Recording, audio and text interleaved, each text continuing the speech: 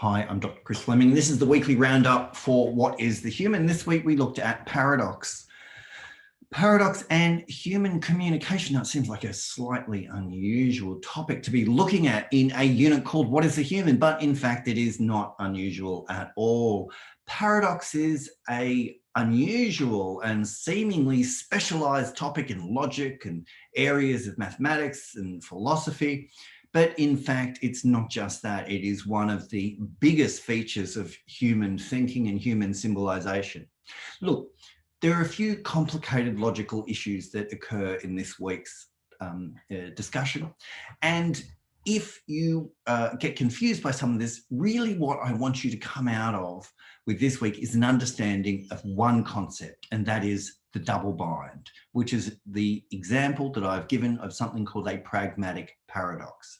So if you keep your ears tuned and you keep your reading focused on the double bind, that's really the essence of what I want you to get out of this unit. Now, I want to take you through a few other ideas to see whether we can make that idea a bit richer and a bit more filled out. But as I say, it's really Bateson's idea of the double bind that I'm wanting you to get. But we do a bit of a tour to get there.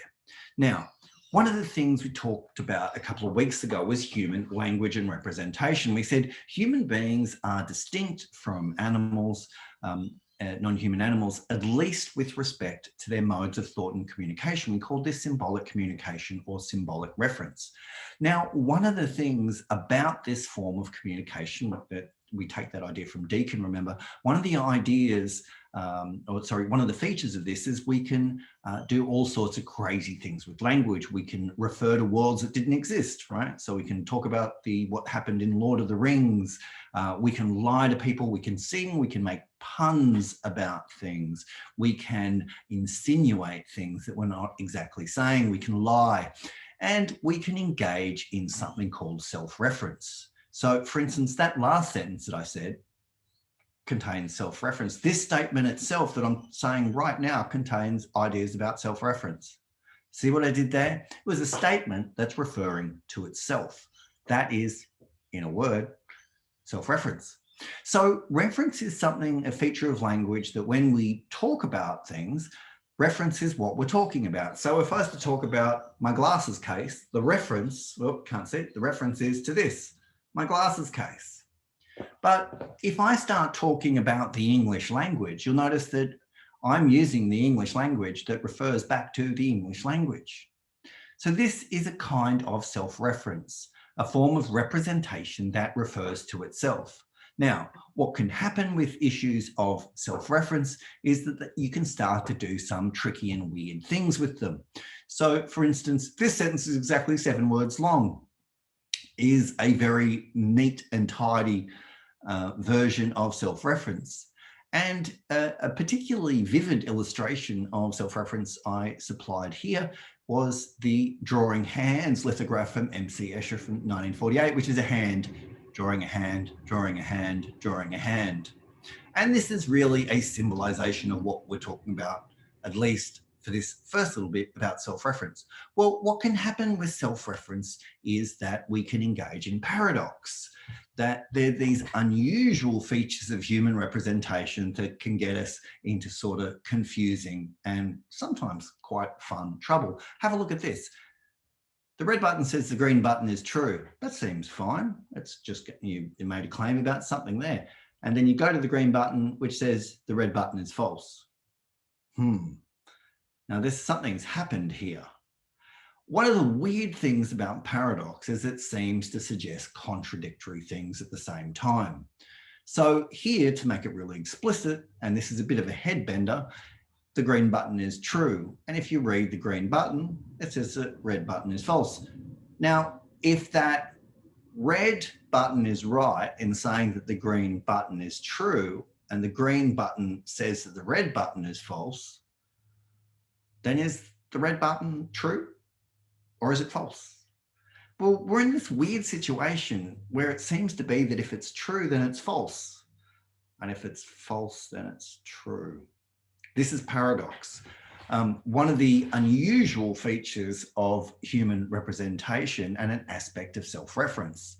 Now, as I said, Now, don't worry too much about getting all the features about what we call paradox into your head.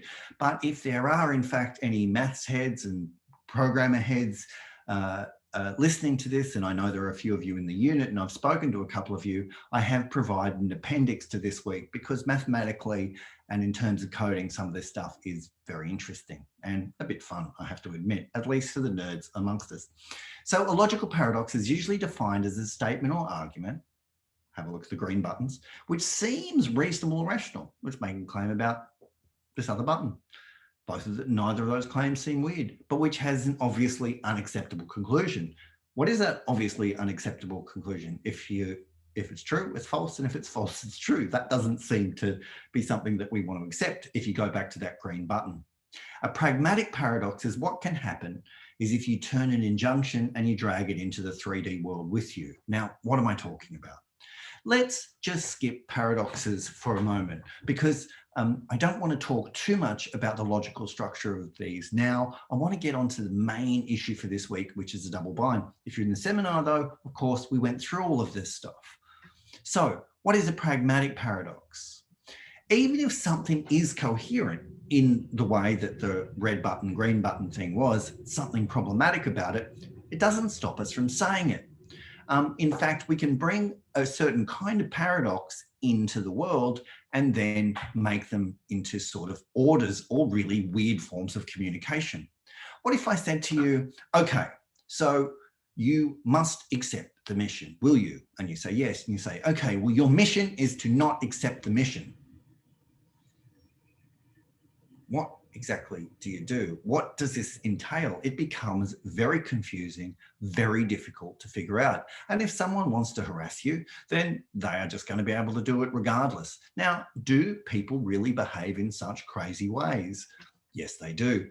In fact, Gregory Bateson, one of these polymaths who contributed to everything from animal behavior science through to cultural anthropology, through to communication studies and philosophy, observed something that he called the double bind, which is exactly what happens when you drag a certain kind of paradox into the world. Now, in the double bind, there are two kinds of messages that are being directed at a listener, an audience, and they cannot be resolved and you can't escape, and they generally can't escape the situation either. Now, the example that I gave, if you want to start with if you really kind of want to make this concrete with an example, is imagine a girlfriend or a boyfriend partner says to you, hey, listen, you know, you never just kind of spontaneously like buy me flowers or something. Could you sometime could you just spontaneously buy me flowers because you love me? Now, that sounds like a reasonable enough thing to say, doesn't it? But what happens though is if this person buys the flowers, they may bring the flowers back and the person will say, you didn't buy these for me spontaneously. You just bought them because I just asked you to.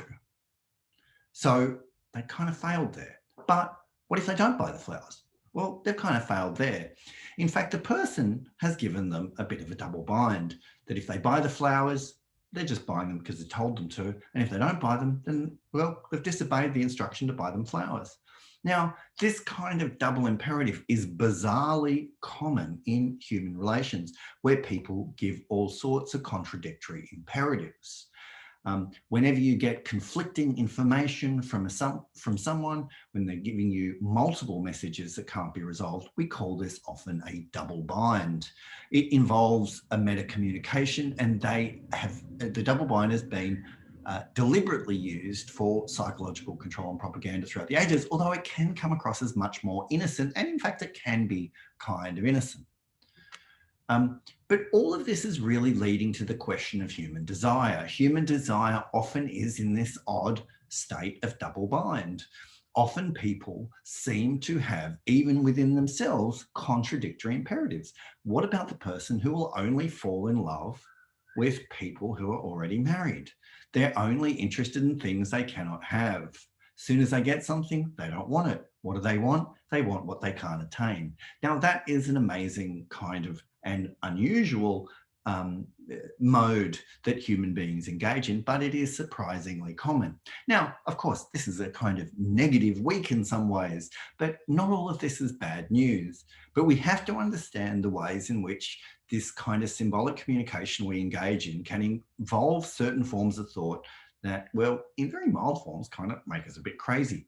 So, in fact, they can make societies crazy. And we will be looking at social and cultural the provenance of social and cultural issues that kind of come out of this in a few weeks. But really where we're going to land here for now is this question of desire, the person who decides that they only want what they can't have. Imagine someone who has decided that they are going to find a magic potion and they open up bottle after bottle after bottle after bottle, no magic potion. They eventually get to one that they can't open. What do they conclude? This is the one.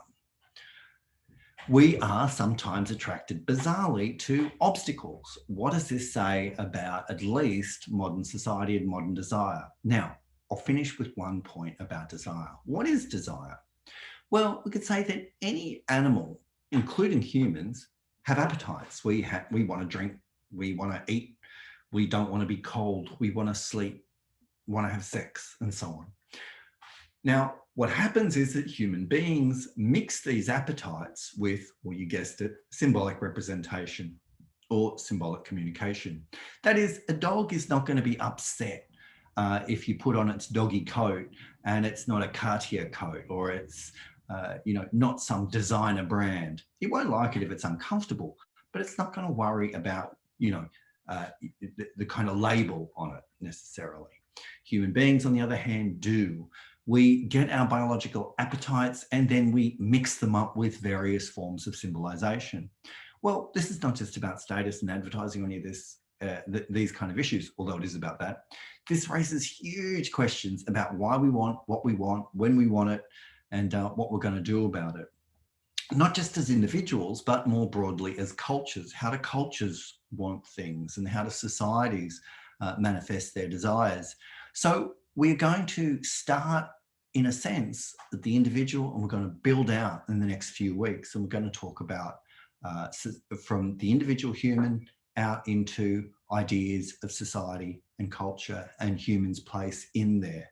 But first, we've got to sort out this question of desire, why human beings want what we want. And after all, we all want stuff. Anyway, that's going to be for next week. Hope everyone's well, and I'll leave it there. Bye for now.